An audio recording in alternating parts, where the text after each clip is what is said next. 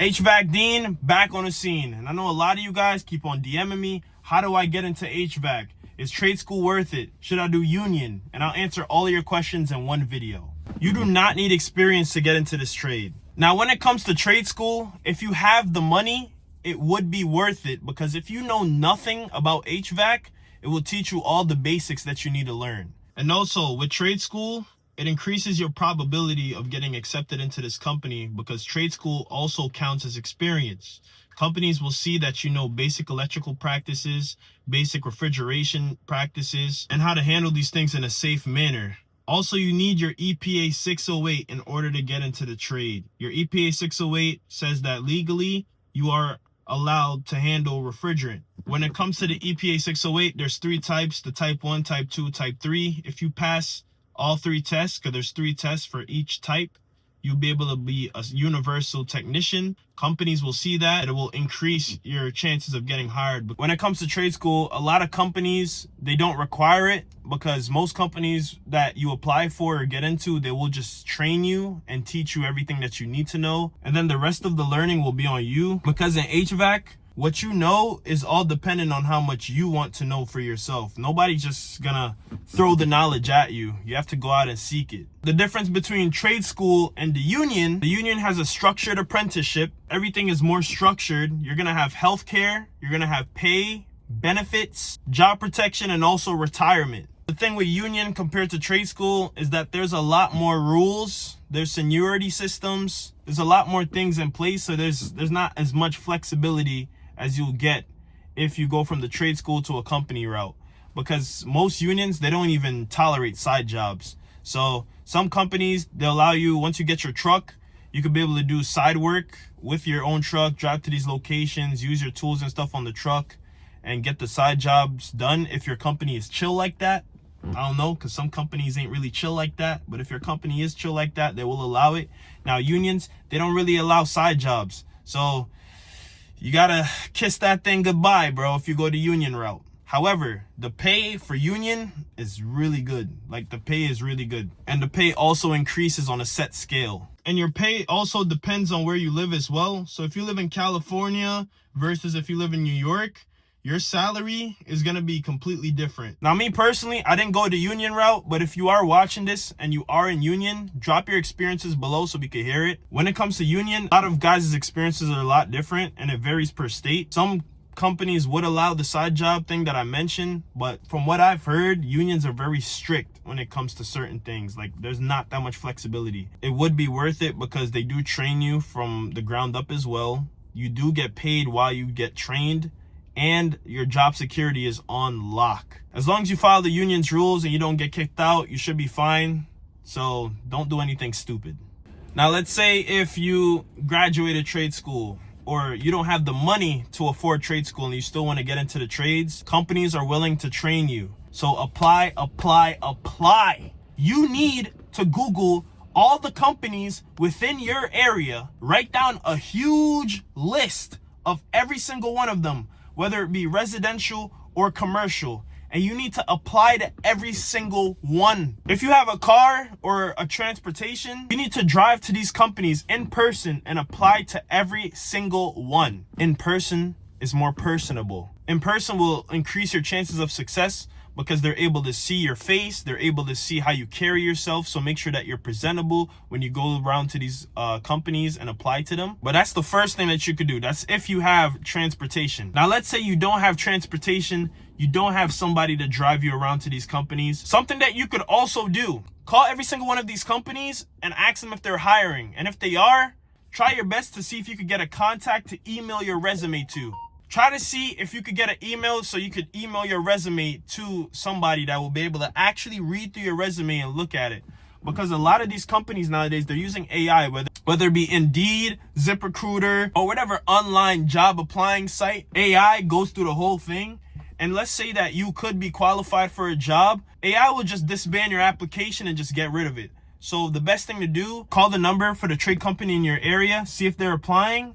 And if they are, get the email of the person you're speaking to or somebody in that company where you could email your resume to them so they can now physically look at the resume. So there's not a robot that's disqualifying you from an opportunity. If If you want to choose between residential and commercial, they both have their pros and their cons. Residential, you're going to have to be dealing with customers 24/7. It's all face-to-face interactions. You're going to be in people's homes. You're going to be in their attics, their crawl spaces. If you're a tall guy like me, because I'm 6'4", residential will not be for you, bro. Most residential companies are driven on sales. If there's nothing but residential companies around you, or if residential companies are the only opportunities that you have, you still need to take it. Because in this trade, every piece of experience matters. So you still need to get in there so you could get the experience, so you could grow as a technician. There are some companies though that do residential / light commercial, which basically means that majority of their clientele is residential, but they also do some commercial buildings. Now, commercial is basically businesses, factories. Now, commercial is a lot more bigger systems, is a lot more technical because you're going to have a whole bunch more parts. You're going to have 2-stage compressors, 3-stage, 4-stage. You're going to have a lot more condenser fan motors, a lot more moving parts. But like I said, they both have their pros and cons, which I will get into in another video. When it comes to installer or service, those are also going to be two different worlds as well. When it comes to installations, if you're somebody, like I said, that doesn't like to talk to people, you like to come in, get the job done, get out, installations will be for you. Because as an installer, you're basically going to be more hands-on. It's a lot more physically demanding when it comes to installing new units, when it comes to doing duct work. All of this is physically demanding on the body. But if you're somebody that likes to clock in, set it, and leave, installations will be for you if you don't want to keep talking to people all day. Now, service is what I do. If you like to talk to people, if you like to figure things out, you're like a critical thinker that likes to solve problems, service will be for you. In terms of the money, you are going to start low, but you can work your way up and make a lot of money as your career progresses. Now, in order to make that money, there's one thing that will cause your pay to increase, and that's knowledge. You need to be studying. You need to be asking questions. When you get hired, don't go into the company dragging your feet. You need to be working hard. And I'm not saying it to say you need to be a slave, but you do need to work hard in order to make money. You don't just join HVAC and your company starts you with $50 an hour. The people that are making that $50, $60 an hour, they actually know stuff. And a lot of people, they get it misconstrued that you apply for HVAC, you get in here and you become a millionaire. That's not how it works, bro. Or you join, you get in and you get $100 an hour. That is not how it works, bro. That $100 an hour, behind it is knowledge. So people really need to think about that. Like, when I get into this trade, I need to learn as much as I can and become such an asset to this company that this company has no choice but to give me a lot of money. Because if you're not growing as a technician every year, your pay is going to stay like this. It's going to plateau. But if you're consistently growing as a technician, consistently building your knowledge in this trade, your pay is going to just keep doing this. But once you work on yourself as a technician and you do get your raises, trust me, the money goes up quick. Like, you could probably start off at 15 and end up by the end of the year, you can even go up to the 20s by the end of the year. You started in 1 year and your company sees how much you've grown, how much work that you're doing, and they'll boost you up crazy in terms of pay. Now, that is possible. When you apply to these companies, please make sure that you follow up. Follow up with them, like call them maybe a few days or a week, like, hey, how's the process of my application? Because when you follow up with these companies, it shows that you care. It shows like, dang, this guy really actually cares to work here. Like, companies pay attention to that type of stuff. They pay attention to the person that calls back and sees how's things going, or if the job is still available. Because if you just apply and just whatever, you just move on. Remember, these companies are working 24/7.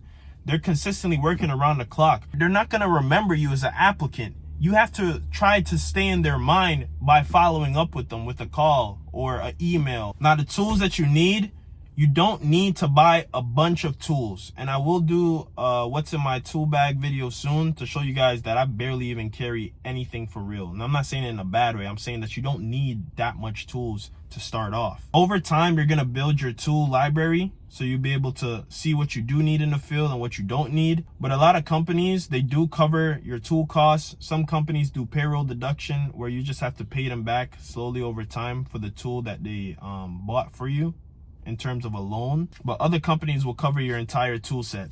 Now, like I said, you don't need to go crazy and splurge on a bunch of tools. Just build it over time. Your time will come where you know what you need and you know what you don't need. The last thing you want to do is buy a tool that you don't need and it just sits there collecting dust. Now, the money on tools are not cheap. You could get some cheap stuff, but they don't last. Now, when it comes to tools, you got to think of it as an investment. Tools aren't something that you just buy and you say, dang, I just wasted money on a whole bunch of tools. No, these are investments. Tools is what makes you money, and it's what makes your job easier in the trade.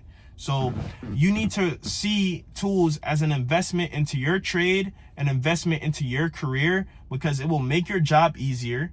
It will also make you money at the end of the day because it's there to make you money. Lastly, is HVAC easy or hard?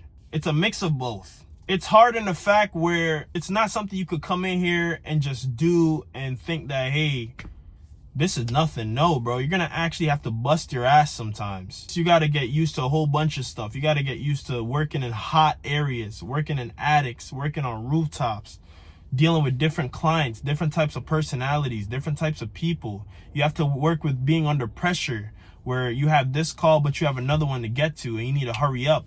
There's so many things that you have to deal with.